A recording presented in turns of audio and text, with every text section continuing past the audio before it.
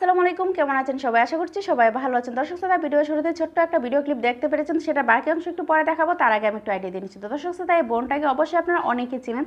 এই বোনটার বাড়ি হচ্ছে কক্সবাজার। তো তিনি প্রতিনিয়তই কিন্তু তিনি যে সমাজে অসঙ্গতি কাজগুলো হয় সেগুলো তুলে ধরে, সেগুলোকে প্রতিবাদ করে, অন্যায়ের বিরুদ্ধে তিনি কিন্তু সবসময় প্রতিবাদ করে।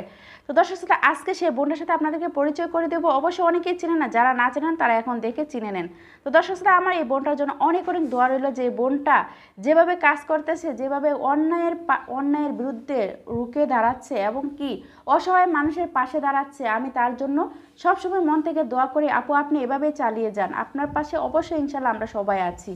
তো দর্শক সাথে আমি বেশি কথা বলবো না, আমরা নিয়ে যাবো সেই বোনটার কাছে, কারণ কথা বলে ভিডিও লম্বা করবো না, এমনিতে ভিডিওটা অনেক বড় হয়ে যাবে। তো চলুন আগে আমরা ভিডিওটা দেখে আসি যে আপুটা কি করতেছে এবং কি আপু কি কাজগুলো করতেছে তাদের সমাজে।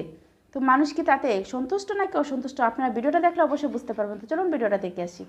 দেখুন পথ, এই যে পথ দেখুন, এখানে পথের অবস্থা দেখুন, এই যে পথ,